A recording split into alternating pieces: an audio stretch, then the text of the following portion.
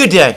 Today is Saturday, 21st December 2024, and we are approaching ever closer to the day, 20th January 2025, when Donald Trump is inaugurated President of the United States.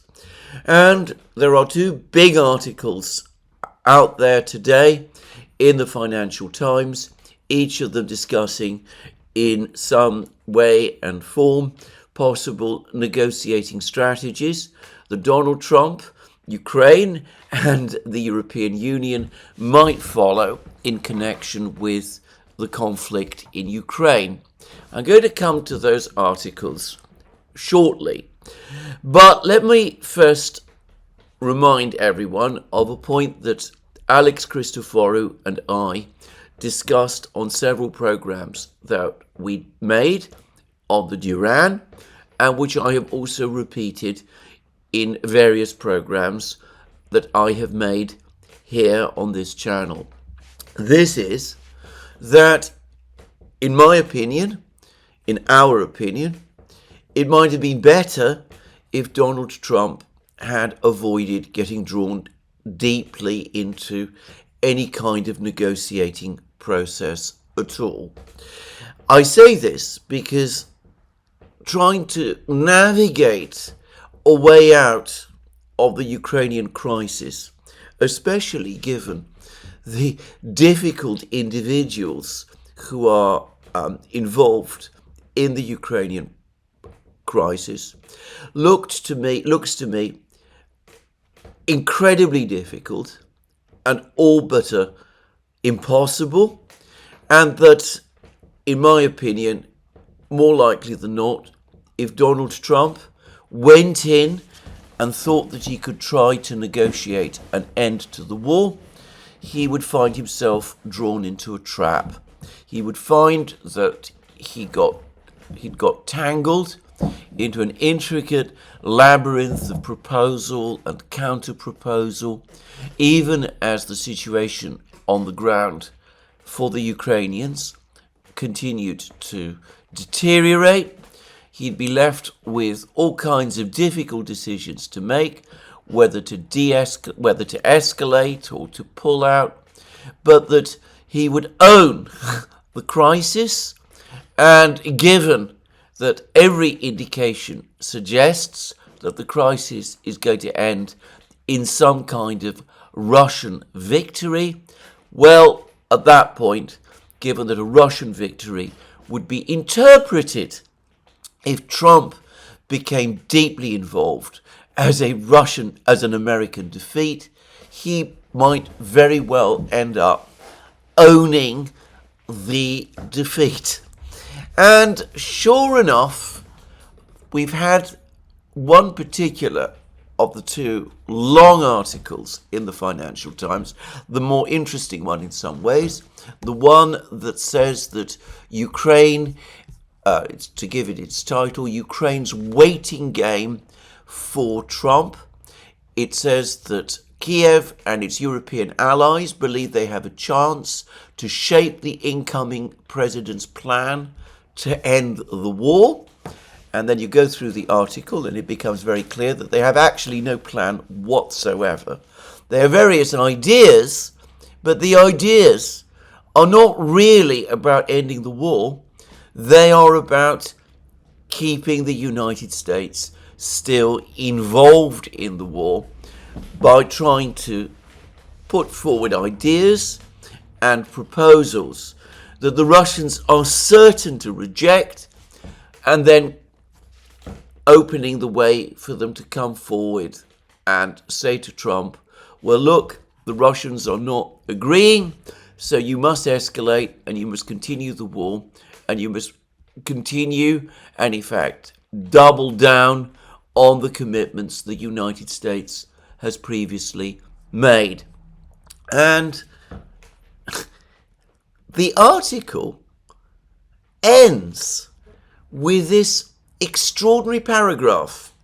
Europeans hope that once in office, the Trump administration will stand by Ukraine. And then there's a quote from Norwegian Prime Minister Jonas Gahr Støre. A week or two after the inauguration, they will own this conflict. Their decisions will matter together with ours being the Europeans. So, it's quite clearly set out, it's fairly clearly set out in this Financial Times article. The idea being, find some way to involve Trump in some kind of complex negotiating process which is certain to fail, making proposals to the Russians which they're certain to refuse, coming up with wild and eccentric ideas about deploying hundreds of thousands of peacekeepers to Ukraine, disregarding the fact that the Russians have already made clear that that is an absolutely unacceptable proposal and one which will not fly, and also holding out prospects for security guarantees for Ukraine, which not only do not rule out NATO membership, but which are intended eventually to lead to NATO membership, which of course Putin has repeatedly pointed out, for him, for the Russians, remains an absolutely uncrossable red line. And then once Trump gets involved in all of these discussions, once he's talking to the Russians about all of these matters, well, he will own the conflict, exactly as the Norwegian Prime Minister is saying. He will face humiliation if Ukraine is defeated, because he will be the person who will be blamed for that defeat, because he will have owned the whole conflict, taken ownership of Project Ukraine from Biden. Now, I don't know whether the risk, the danger inherent in all of this is properly understood by Donald Trump and by his closest advisors. I've been listening a great deal to the various things that General Kellogg has been saying on all sorts of interviews, and I have to say that it continues to be a complex and difficult mix of some insightful points, and understanding that the war does need to end, that this is a drain on US resources, those kind of things, but also a continued belief that somehow the Russians can be bullied or pressured or cajoled or bribed into making concessions to the Americans, basically to get the Americans off the hook. And these continue to include far-fetched ideas for ceasefires, freezes, deployment of European peacekeeping forces, and a continued refusal or inability or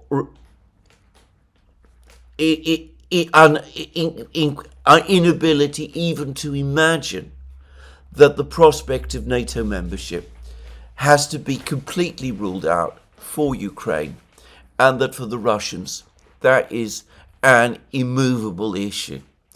Now, this is all the more remarkable because the Financial Times straightforwardly acknowledges, both in the article that I've just mentioned and in the other article, which I will come to shortly, that Donald Trump doesn't actually believe in Ukraine, in NATO. He has no interest in bringing Ukraine into NATO at all. He's not going to move forward with NATO membership for Ukraine, because he knows that if he does that, that will burn his bridges with Putin. But it seems that members of his entourage, people like Kellogg, still continue to insist that the eventual prospect of NATO membership in a year's time, 5 years' time, 10 years' time, 20 years' time, cannot be ruled out, even though the Russians insist that it must be.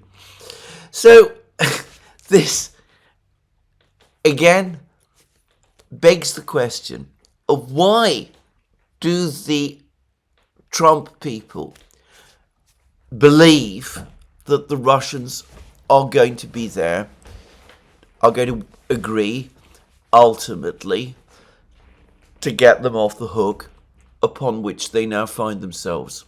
I suspect the short answer is that they still cling to many of the illusions that have dogged Western policy ever since the inception of the Ukrainian crisis back in 2014.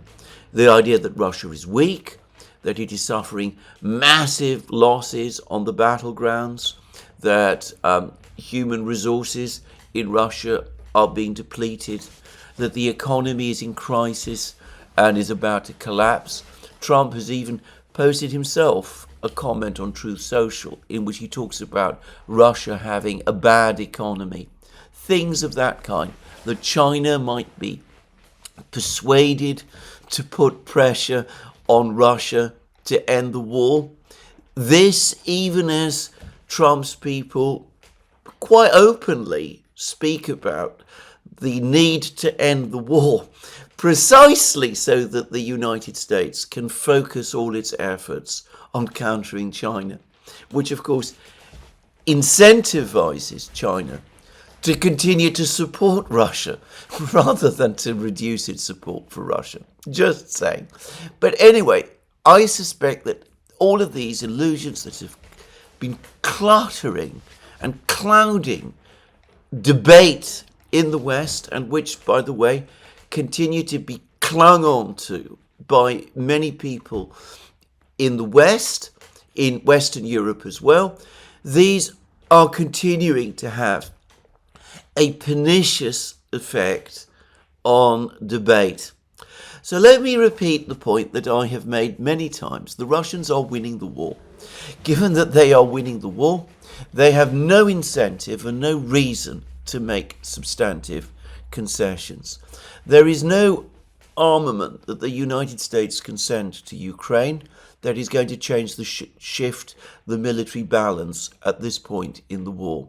The only way that the military balance in the war can be changed is if the United States, not the Europeans, but the United States becomes directly involved in fighting on the Ukrainian side.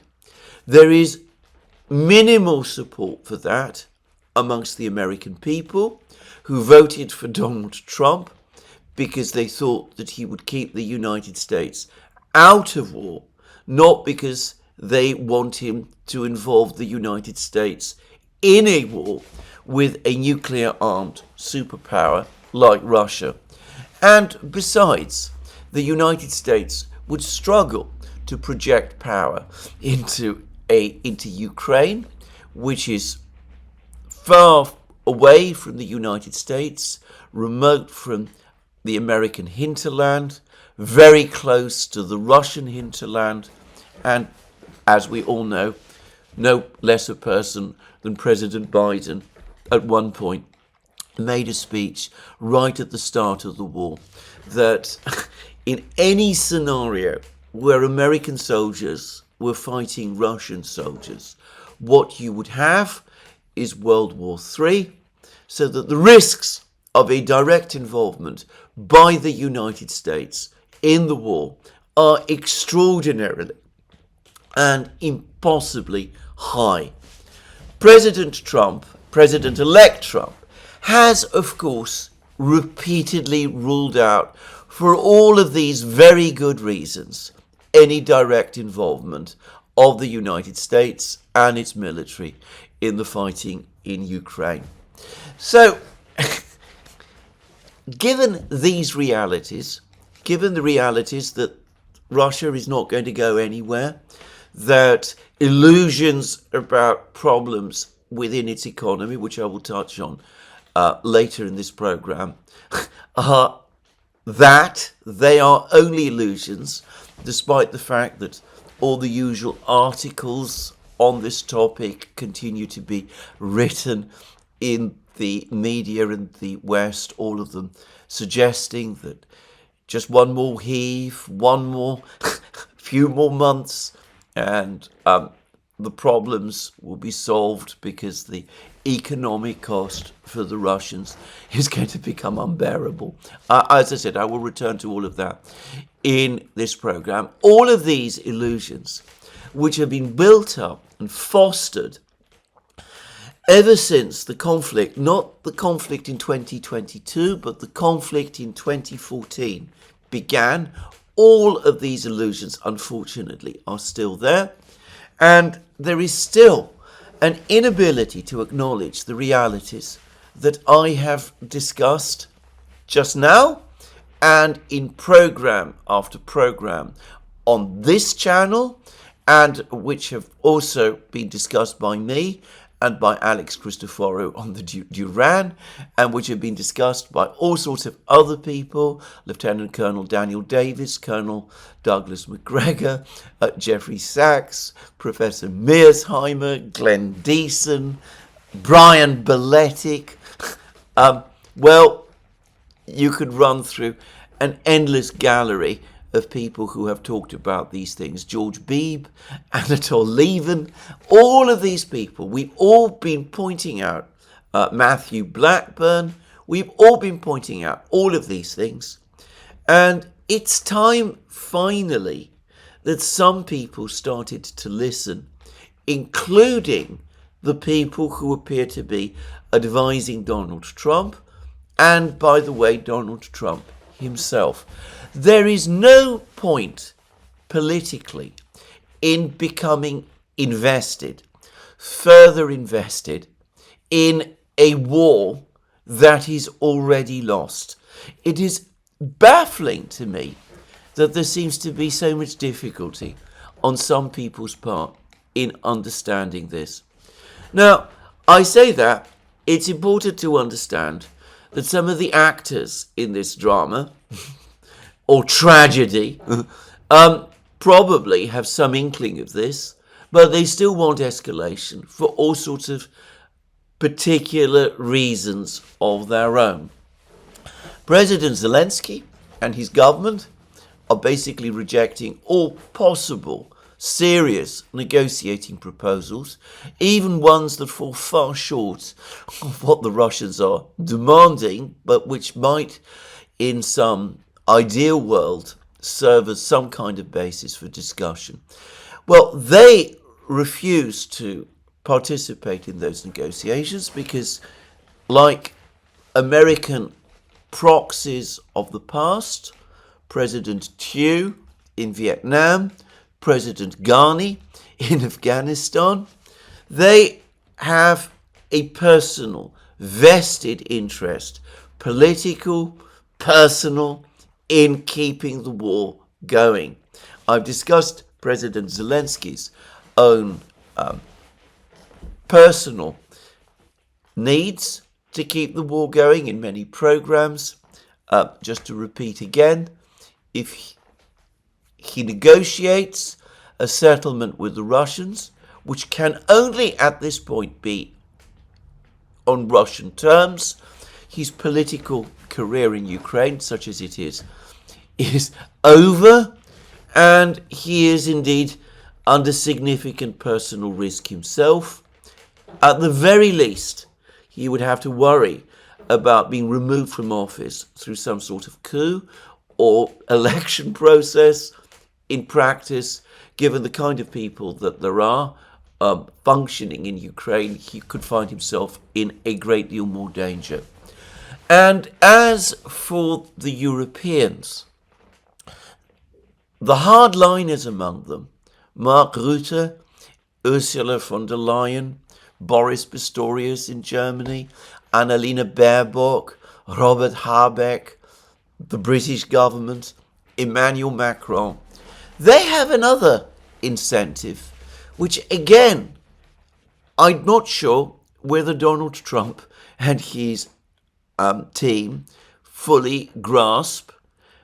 That objective is to use the Ukrainian war to keep the United States in Europe. Now, this is where I come to the other the other article in the Financial Times. It says that Trump wants 5% NATO defense spending target, Europe told. US President-elect's closest foreign policy aides indicate he will continue arming Ukraine while pursuing to end the war. And we're reading about some kind of a trade-off that some of Trump's people are proposing, that the United States will continue to supply arms to Ukraine, but in return Europe must agree to increase defense spending to 5% of GDP. NATO members must agree to increase defense spending to 5% of GDP in order ultimately to take the burden of sustaining Ukraine from the United States and to release US forces from Europe so that they can be transferred to the Far East to fight China.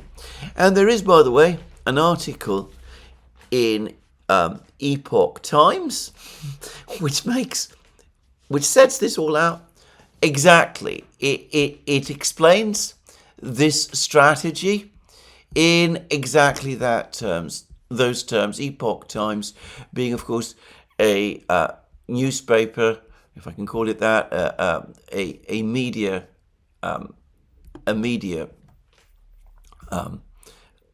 outlet which strongly supports Donald Trump. And it puts it like this: President-elect Donald Trump is trying to both minimize the risk of escalation and shift more of the war's burden to European allies that have not paid their fair share of defense expenditure for decades. Such a shift is eminently possible, as the United States has so far committed about half of Europe's $255 billion in aid to Ukraine.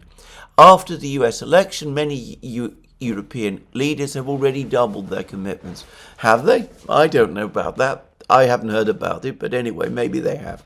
But they must go much further to fully deter Russia. The US national debt is growing at an unsustainable rate, and without new revenues, Washington can no longer afford to be the world's policeman. Given this unfortunate reality, this is all Epoch Times now, Trump has led calls for a ceasefire that would likely entail a risk, appeasing Russia with Ukrainian land, which could potentially incentivize Moscow and the regime in KIEV, China, to escalate aggression down the road.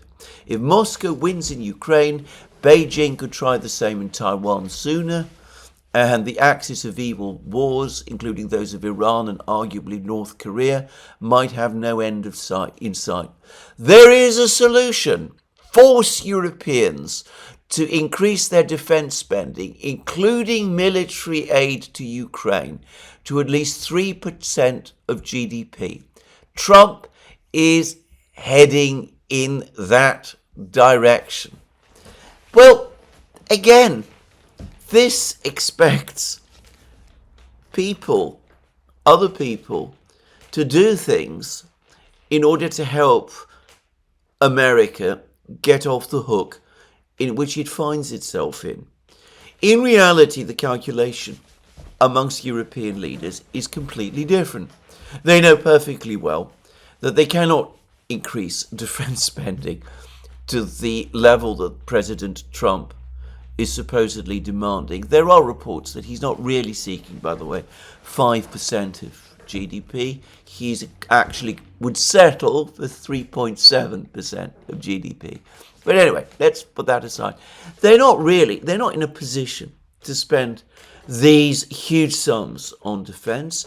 Certainly not whilst every single European country, to a greater or lesser extent, is involved in a fiscal crisis. The economies of all the European countries are in huge difficulties. Stagnation at best, recession in Britain and Germany at worst. It's perhaps useful to remember that in Germany and Britain, governments have just collapsed because of the impossibility of agreeing a budget. And in Britain, well, we've had a budget, but it's proved massively unpopular and is being blamed for tipping the economy into recession. Just saying. But anyway, putting aside the fact that it can't be done, put aside also that increases in defense spending, before they show any results, which will take years, will fail to produce weapons or material now that can support Ukraine. Ukraine is in need of support today, not in 2, 3, 5, 10 years' time, when the Europeans might conceivably be able to get their defense spending back up to Cold War levels, despite all the enormous fiscal problems that Europe has. Put all that aside, why would the Europeans actually want to do this? It's been universally well known that European countries have consistently spent less on defence than the United States would want. This was a story, by the way, that I remember hearing throughout my life. It was current during the Cold War as well. The Americans would always come back and complain that the Europeans were not spending enough on defence, that the United States was bearing too much of the burden. I can remember Senator Mike Mansfield.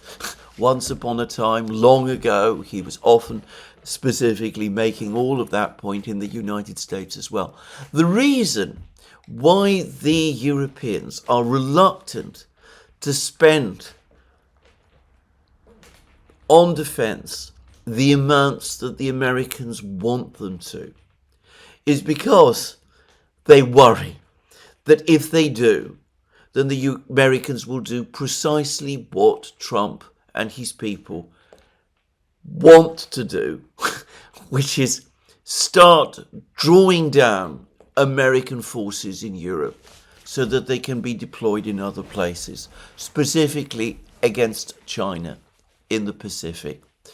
And that, of course, goes completely against the entire logic and ethos of NATO, which was famously explained by the first NATO Secretary General, Lord Ismay, back in the 1940s.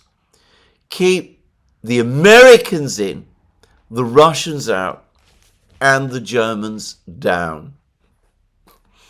So, Europeans know perfectly well that they are, however much they spend on defence, given the fragmented nature of the European economies and the European military industries, given the enormous amounts of duplication that exist within those industries in Europe, given the colossal costs and the structural inefficiencies. Brian Beletic is the person who discusses this topic best. The Europeans know perfectly well that they can never put together military forces that could withstand the Russians. So, in order to keep the Russians at bay, they want the Americans in. And if they know that if they start increasing defense spending to the level that the Americans want, that might cause the Americans to go. And precisely for that reason, in the end, they're always going to fall short of doing it. This, as I said, on top of all the fiscal issues, the issues about social costs, the massive lack of enthusiasm for this amongst the people of Europe, all of these accumulated problems, and disregarding again the issues that even if European states do start increasing defense spending, it's going to come too late for Ukraine. What's probably going to happen is that we're going to have exactly the same cycle that we've seen many times. Back in his first term, Donald Trump insisted that the Europeans must increase defence spending. I think it was to 2.5% of GDP. And many of them have done so. Has it actually translated into more weapons? Has it actually translated into bigger and better armies? Of course not. There is no real incentive anywhere in Europe to do that. You can always produce statistics which show that you are spending on defence 2 or 2.5 or 3 or even 5% on defence. You might not actually be doing that because, as we've seen many times, spending on weapons doesn't in the end necessarily mean more weapons. It does mean more money being recycled through the system. It does mean that arms manufacturers and all the middlemen and officials and people of that kind involved in that kind of thing become richer. But it doesn't actually mean bigger, stronger, better armies. And the Europeans have no incentive anyway to make their armies as strong as the Americans would want. This is something that far too few Americans, in my experience, understand. And I'm not sure that Donald Trump, in fact, I can say definitely that all the indications are that Donald Trump and his people don't understand it either. So we come back to my initial point. It is a huge mistake, in my opinion, to become bogged down in negotiations, complex negotiations with the Russians about the details of a Ukrainian peace. Of course, opening contacts with the Russians, establishing a dialogue with them, looking beyond Ukraine, seeking some larger détente, a general relaxation of tensions in Europe. That, of course, is essential.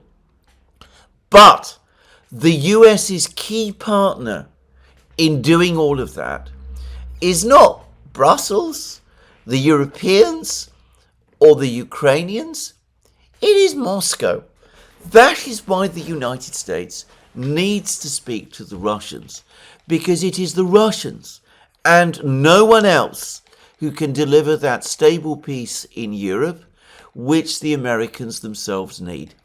Now, to repeat again, just before I press on to discuss another very interesting article that has appeared, to press on, I don't think that the United States should use any détente with the Russians, any peaceful stabilization of the situation in Europe, one which obviously looks beyond Ukraine, one which seeks to establish guardrails and recognizes red lines and does those kind of things in order to, as I said, secure peace in Europe. I don't think that should be used in order to buy space to start some kind of new confrontation with China in the Pacific.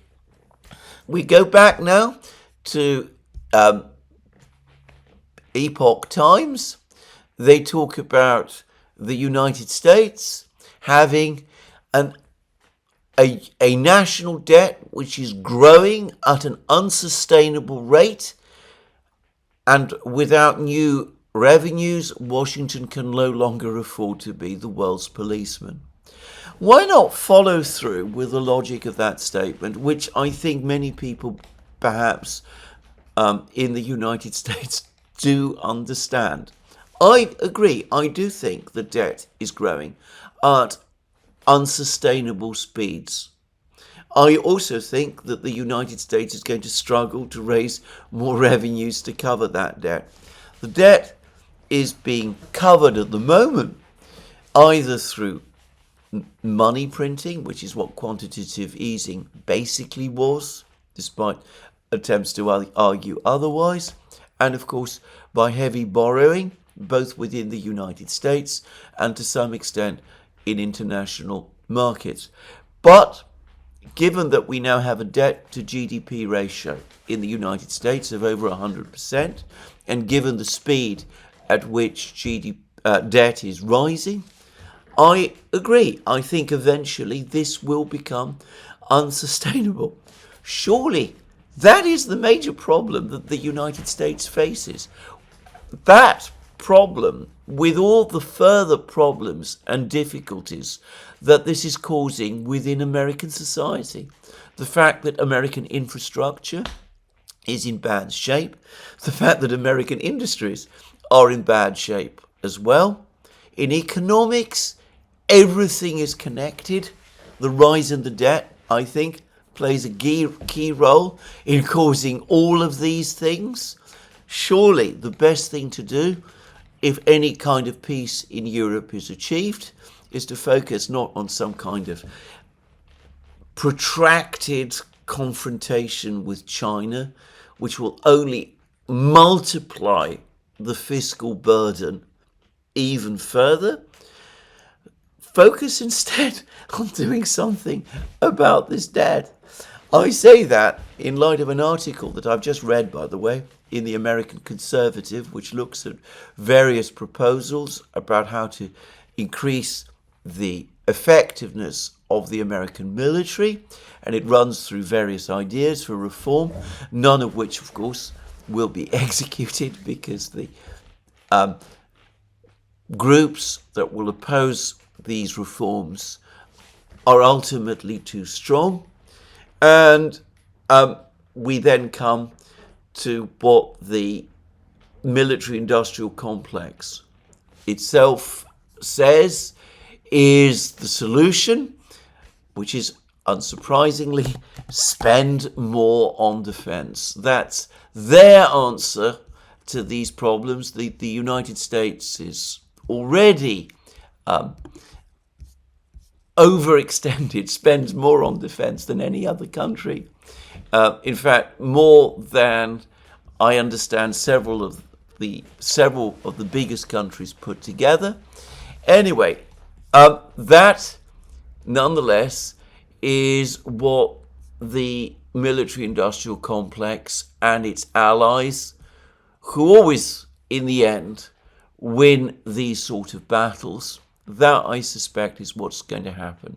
It says the third vision, which is a strong constituency among the big defense firms and their trade associations, and also commands some support in Congress and in the Department of Defense, posits that the problem is one of resources.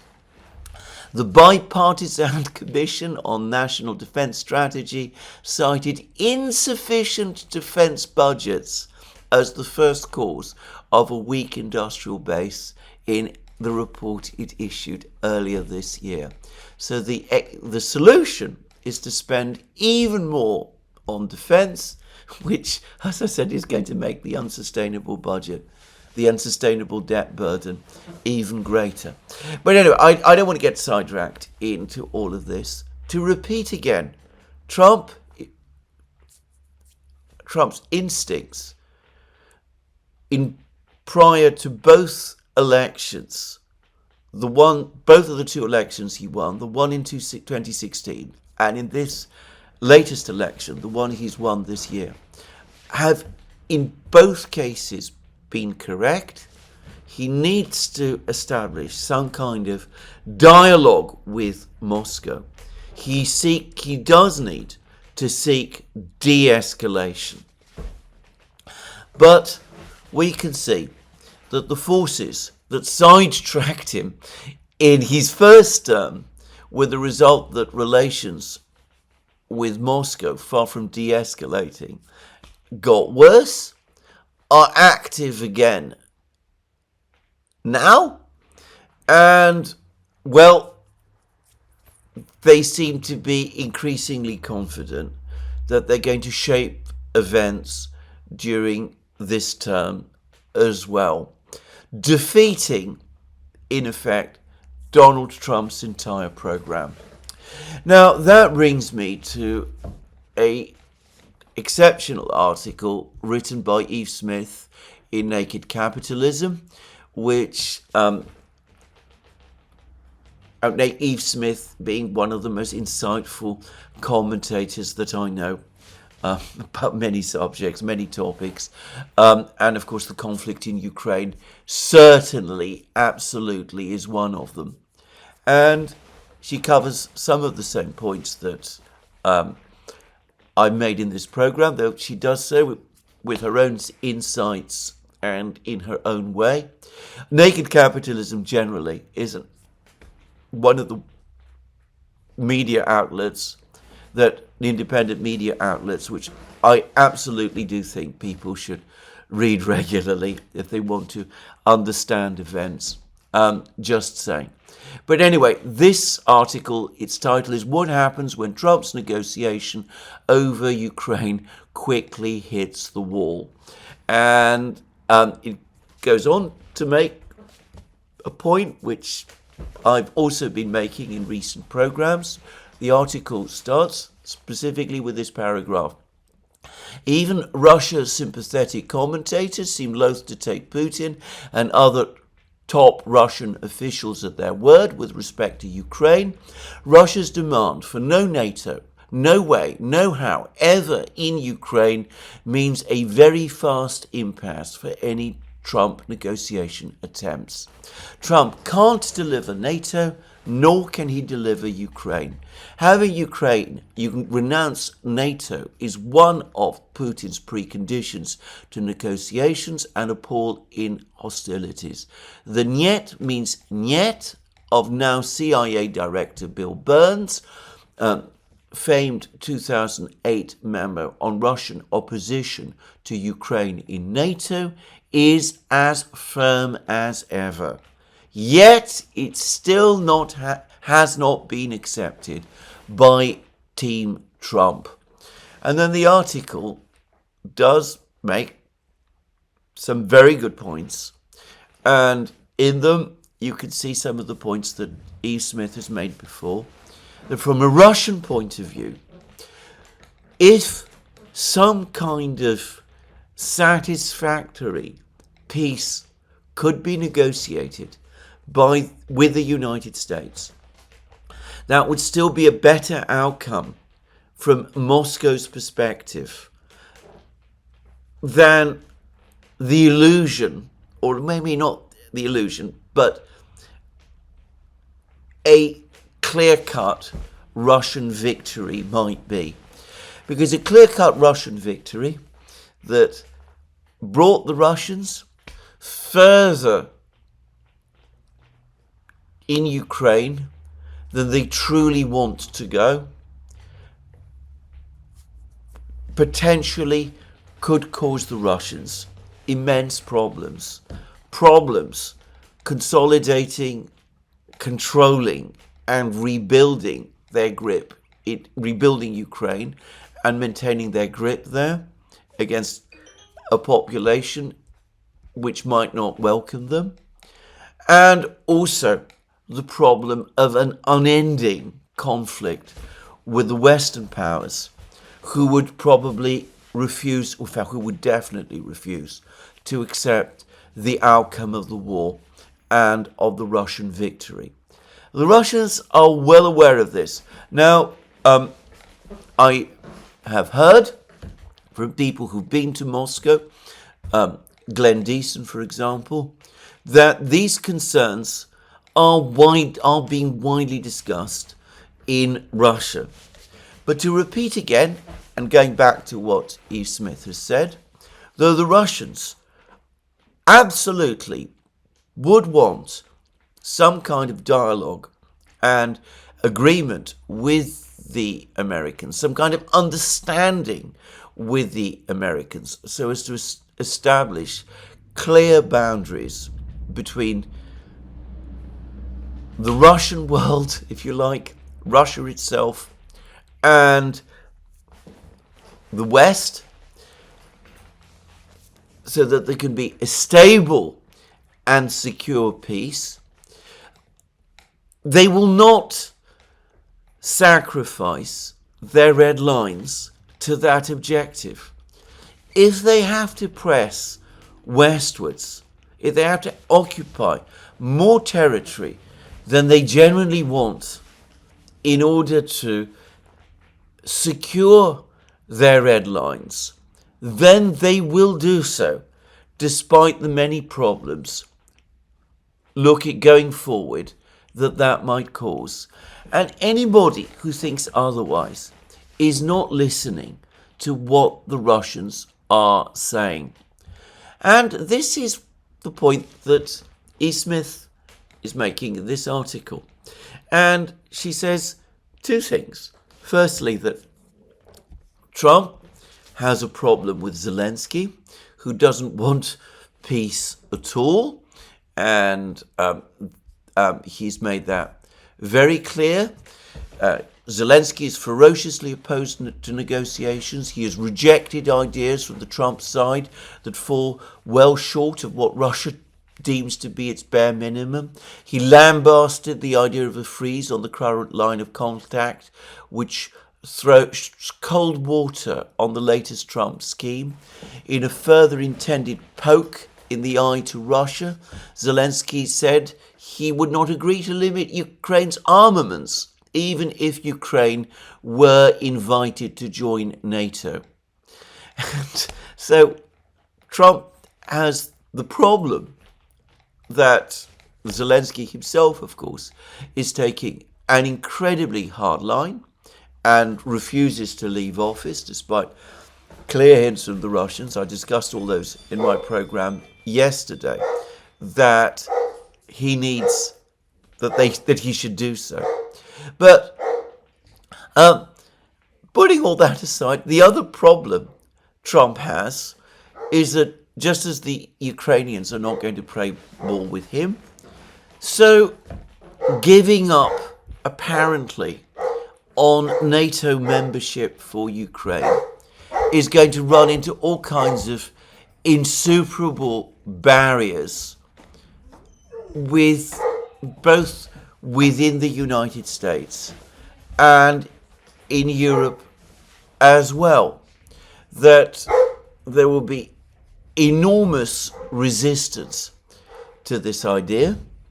In fact, not only enormous resistance, but probably insurmountable resistance to this idea. I'm going to say, by the way, that in all of the various discussions about the ending of the war in Ukraine, I've never seen any commentator anywhere in the West, in any mainstream article, who actually appears prepared to address the possibility of of a permanent, not indefinite, a permanent undertaking that Ukraine cannot join NATO and must accept neutral status. So, given that that is true, how does Trump get round that problem? And what does he do when Kellogg meets Putin and discovers that the Russians are also not prepared to budge on this issue? And, well, I think the best thing to do is to read Eve Smith's article, because as she discusses all of these possibilities, all of these angles at length. But I'm not sure myself, and I think Eve Smith probably shares my view. I don't think that Trump has any clear plan or idea of what he does in that case. And we go back to what the Financial Times articles were saying. When the Russians reject his proposals, he's going to come under enormous pressure from the Europeans, the Ukrainians, the hardliners within his own team, and other people in the United States, instead to double down and to continue the war as it was.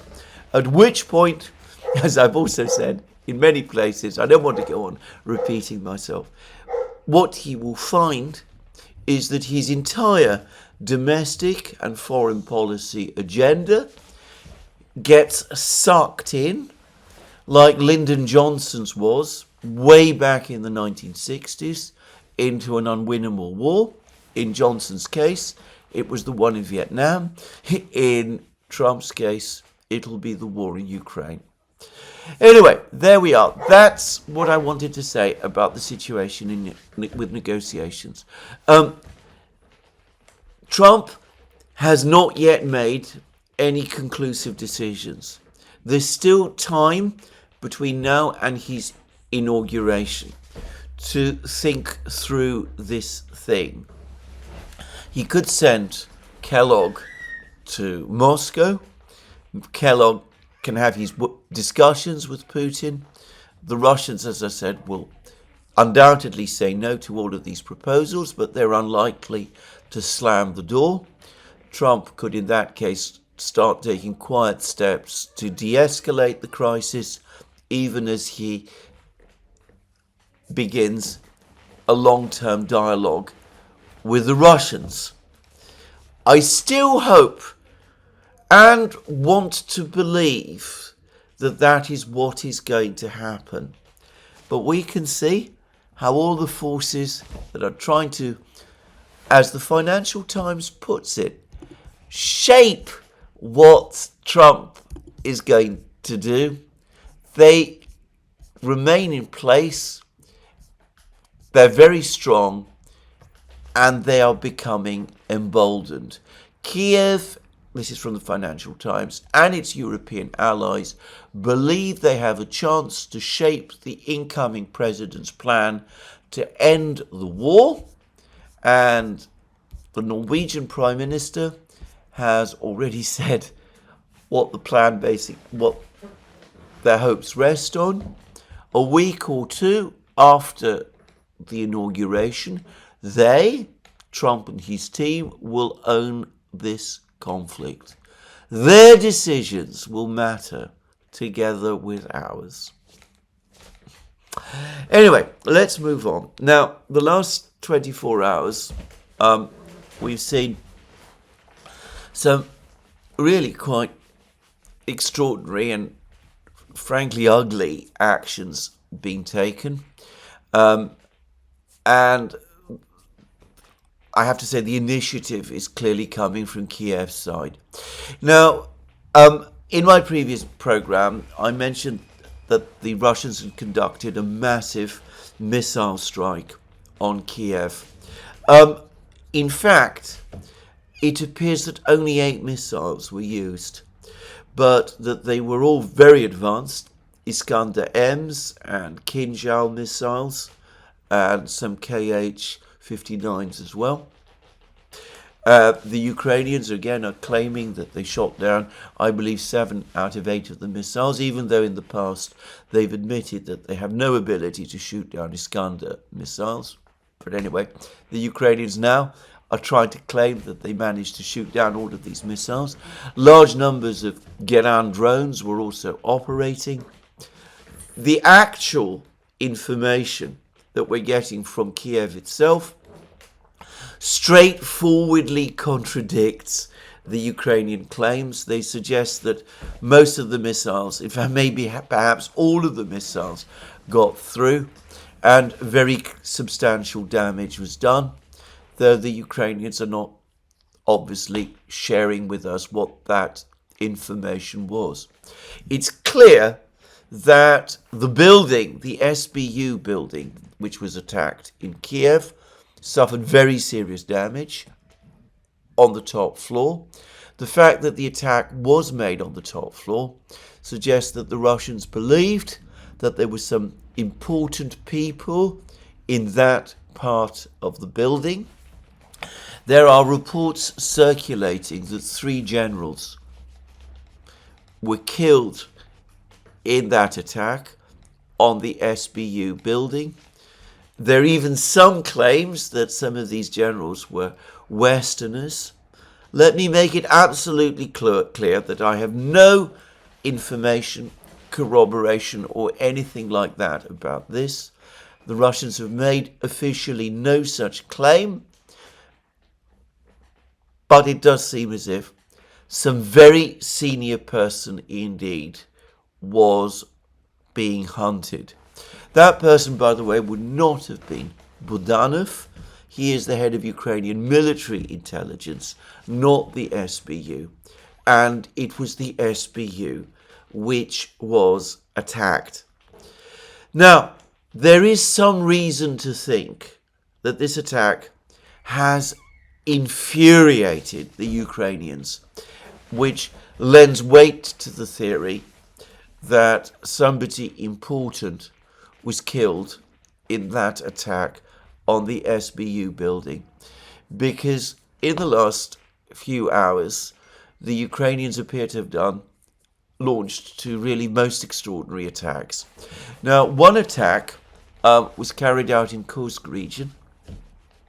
Contrary to some initial reports, it does not appear to have used ATACMS and Storm Shadow missiles.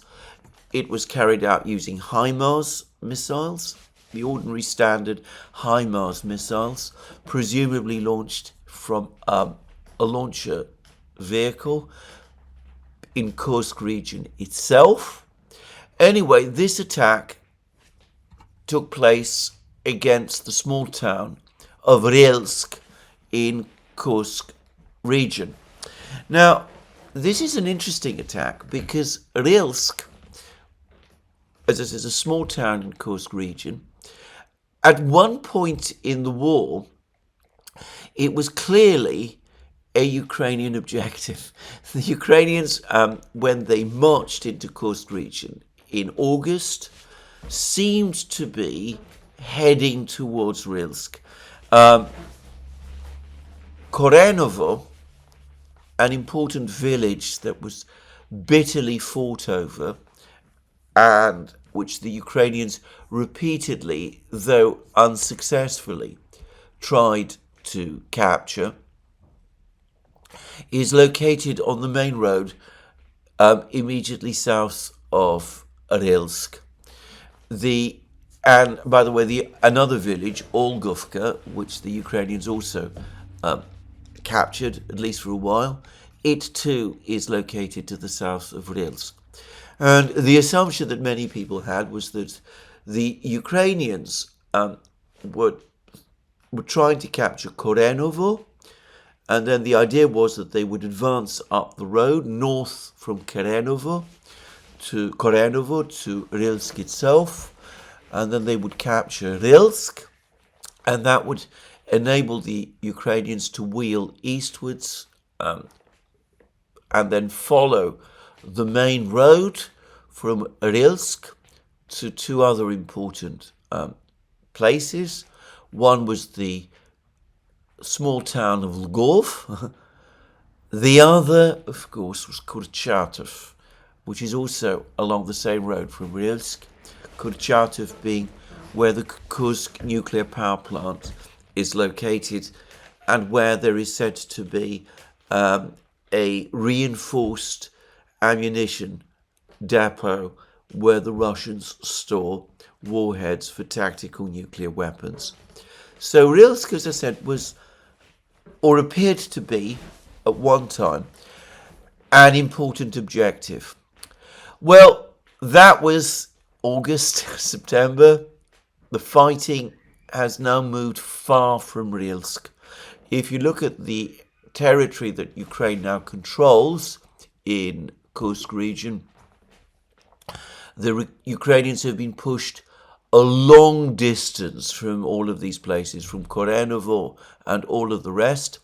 In fact, if you actually look at the territory that the Ukrainians control around in Kursk region, it's now essentially a small pocket located around the town of Sudzha itself. I checked recently, and I actually think that it is significantly less than 30% of the territory that the Ukrainians originally occupied. But somebody obviously has Rylsk on the brain, because a decision was made to launch a missile strike on Rylsk, as I said, despite the fact that it is well behind the front lines now.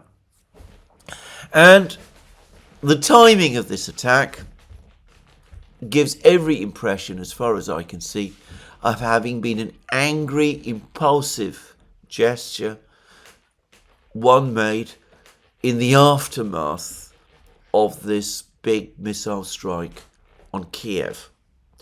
And I'm guessing specifically the strike on the SBU building, which has every appearance of a decapitation strike, and one which might have been successful.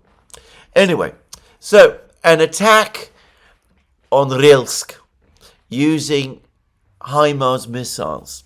Now, what makes this attack appear very ugly is that Rylsk was not apparently protected by air defense systems, not to any extent. So all of the missiles, the HIMARS missiles, appear to have got through. But it looks as if the buildings which were attacked were civilian, were purely civilian buildings. Now, I say that, I want to stress again, I'm not on the ground in Rylsk. I don't know myself who and what is there. It could be that there were Russian troops in Rylsk, or it could be that some important Russian official was located in Rylsk, or some command post was there still in Rylsk. It could be that that was what the Ukrainians were targeting. But if that had been the case, I would have expected that such an important base or facility would have some protection from air defense systems. It seems that there were no air defense systems there, and it looks as if Rylsk was attacked for precisely that reason. In other words, in their anger, the Ukrainians responded to the attack on Kiev, to the decapitation strike on the SBU building, by launching an attack on a soft target, indifferent to whether or not that would kill or injure civilians.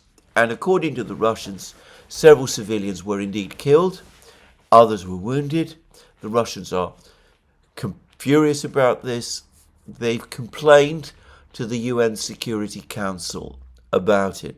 And they've also, by the way, published extensive footage from Rylsk itself, all of which also seems to show that the buildings that were attacked, one of which I believe was a church, were civilian buildings, that there were no military personnel. There are at least no military personnel appear in this footage, but that civilians appear to have been injured as well.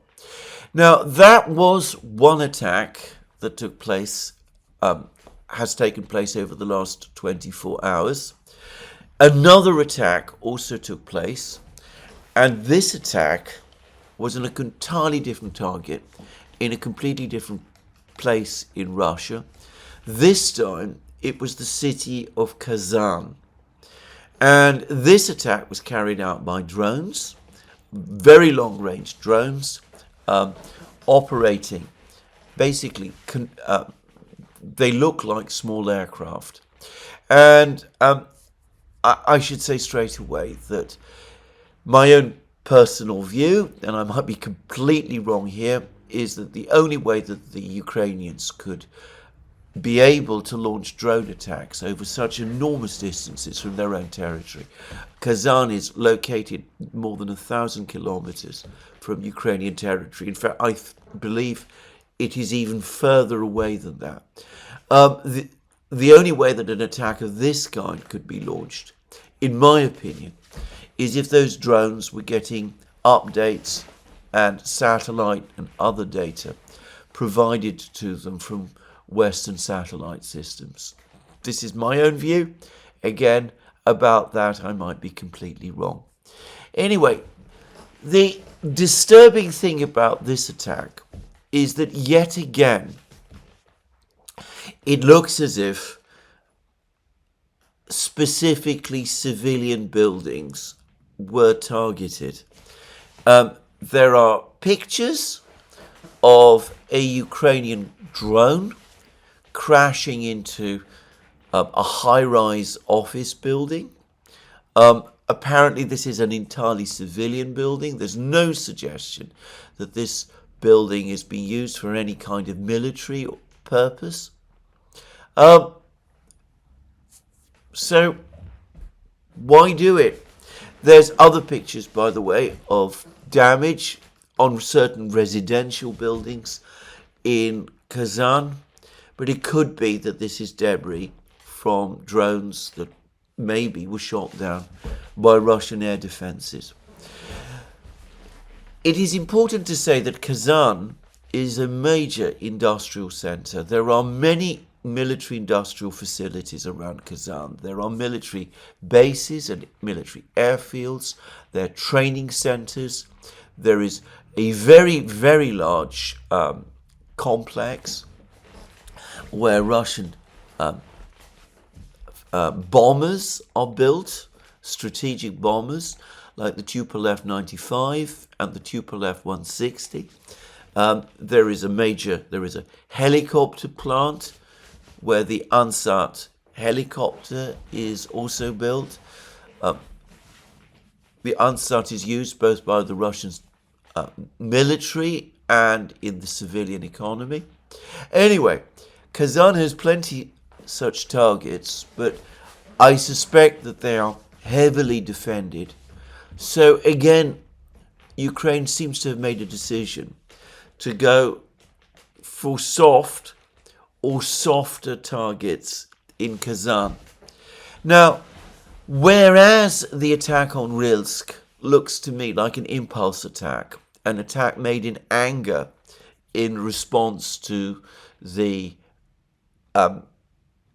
Russian attack on the SBU building in KIEV, I suspect that the drone attack on Kazan is different. I suspect that this attack, given the distance of Kazan from Ukrainian territory, that this attack would have required weeks of advanced planning. It looks like a much more complicated operation. I suspect that it was prepared weeks and months ago. And since we are talking about Kazan, I'm going to here state my own belief that what led Ukraine to conduct this attack is that back in October, Kazan was the city which hosted the BRICS summit, where more countries applied for and obtained BRICS partnership status, where all sorts of proposals were made to advance the construction of the BRICS payments and trade systems, where all sorts of declarations were made, including a very mild one about Ukraine, which on balance appears to favor the Russians. I have to say this, it seems to me as if someone in Kiev was absolutely furious by the outcome of the Kazan summit, was absolutely furious about the fact that so many world leaders, instead of boycotting Russia, chose instead to go there. And the result was a decision was made by that person, whoever he was, to conduct some kind of attack on Kazan. This, of course, weeks after the BRICS summit has ended. It's in effect punishing the city of Kazan for the fact that it was picked to host the summit of the BRICS. But again, this attack made in anger in this kind of way, I can't really see any other possible explanation for it there might be some idea or plan or theory that by attacking Kazan, some kind of trouble might be created between Tatars, the Tatar population of Kazan. Kazan is a proudly Tatar city, and the Russian authorities. I don't know. But it looks to me much more like another act of anger, this time caused by the BRICS summit. It goes without saying that neither of these attacks is going to change, is going to affect what the Russians do. And as to that, well, there's been lots of information from the battlefronts. The Russians have been continuing their advance in Kursk region. Our old friend, Andrei Marochko, has now told TASS that our troops control more than half of Chasiv Yar in quite a swift operation. The enemy is trying to regroup to prevent our forces from further advancing. So he says that Chasiv Yar is, the Russians are making progress in Chasiv Yar. There are lots of pictures now which show that the Russians appear to be in control of, I guess, around 80% of Toretsk. Most of the territory left in Toretsk to capture appears to be low-rise residential buildings. I can't imagine that the Ukrainians will be able to hold out there for very long. There is some talk that the situation in Siversk has again deteriorated for the Ukrainians, but I've heard little about this.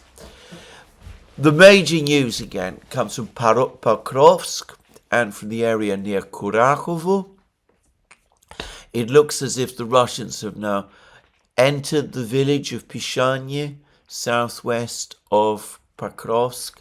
The Ukrainian counterattacks in this area having been defeated, and the Russians are also apparently clearing a number of villages or an area which of Ukrainian defences somewhat to the east of Pishanye.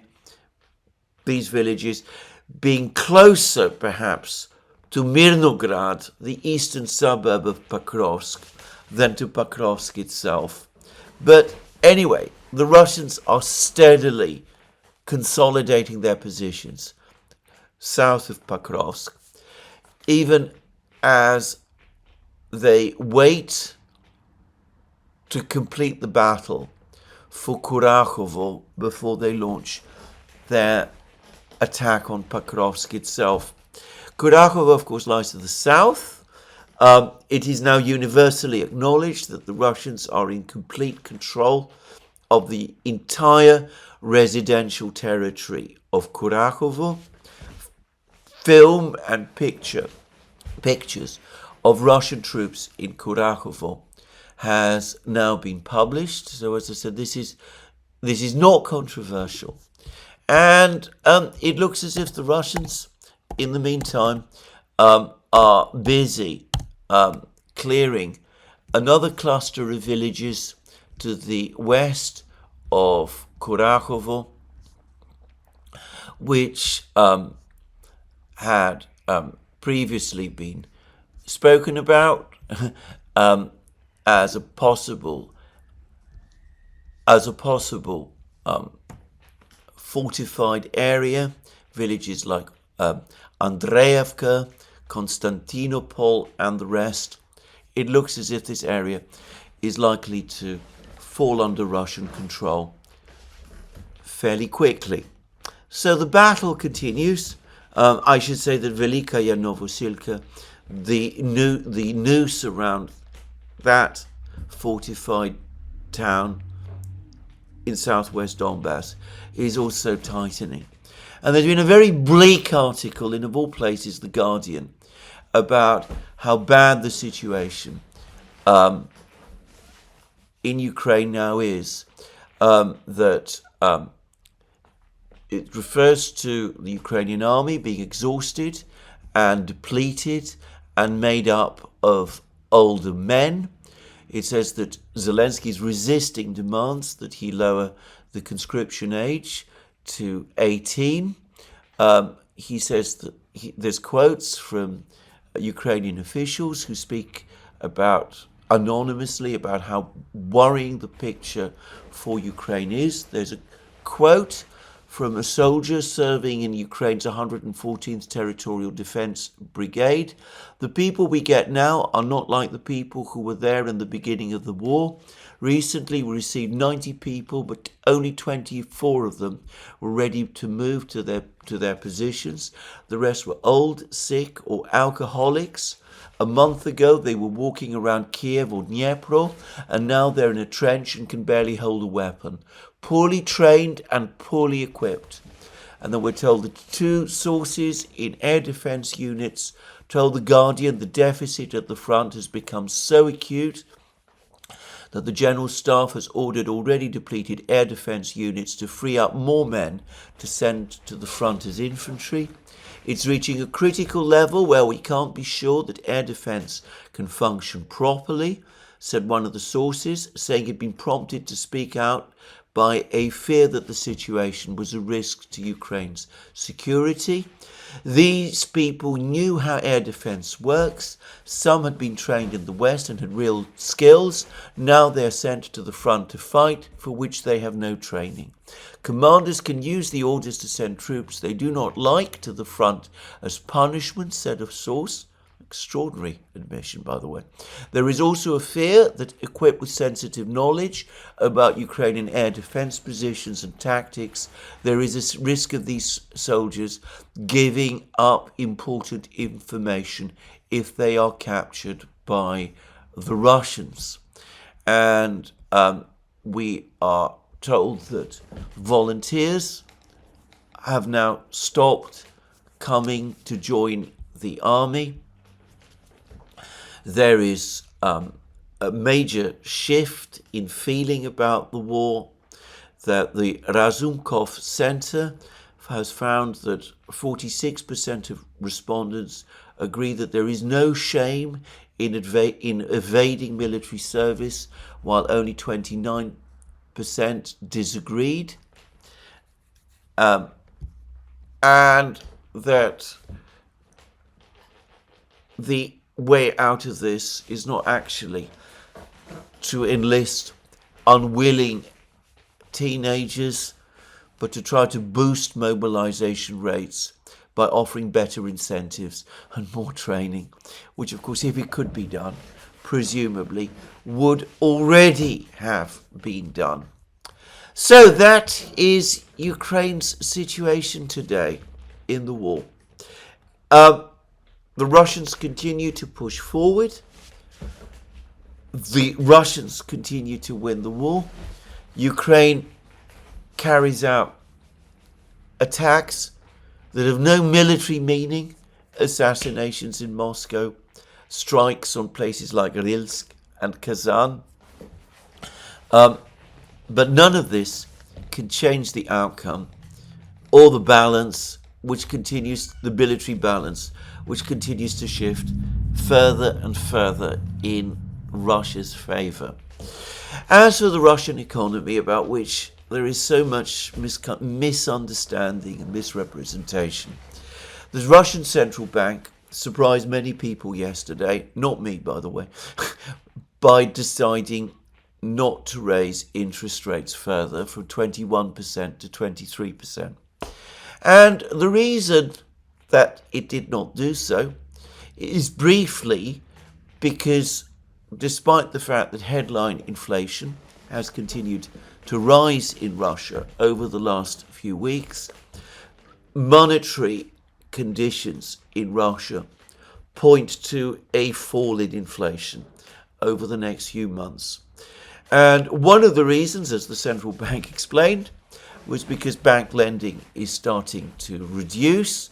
And one of the reasons bank lending is starting to reduce and bank interest rates are now rising above the central bank's own 21% rate is because the Russian central bank over the summer quietly cancelled many of the decisions it made, steps it made back in 2022 in the aftermath of the sanctions to relax capital and reserve requirements on the part of the banks.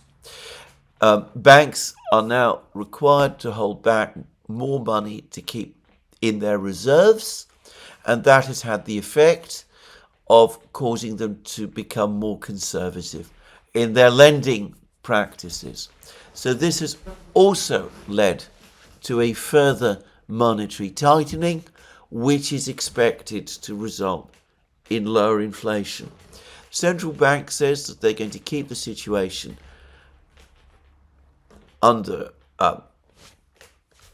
surveillance. They'll be monitoring the situation closely, and they are prepared to step in either in the event that inflation in fact goes up again, requiring a further rise in interest rates in the winter, or potentially if the existing interest rates start to cause an over-rapid deceleration in the economy, threatening a recession.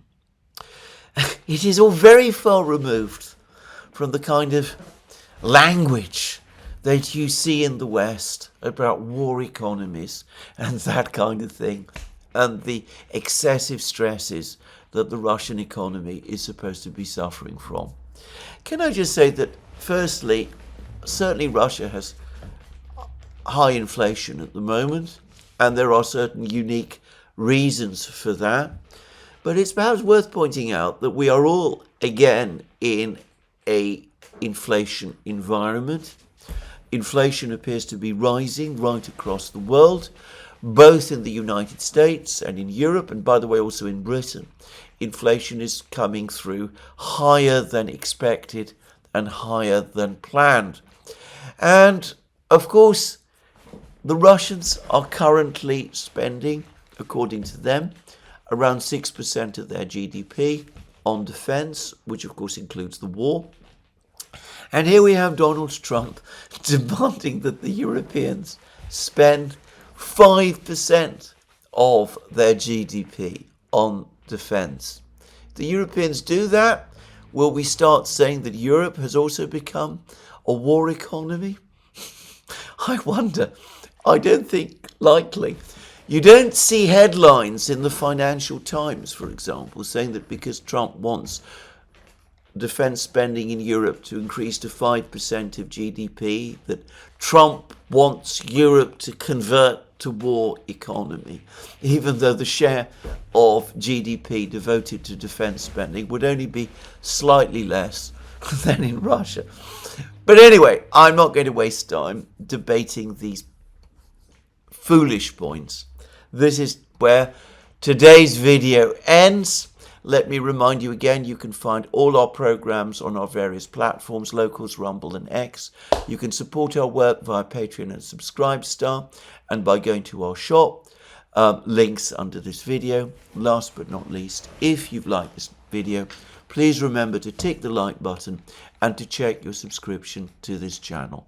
That's me for today. More from me soon. Have a very good day.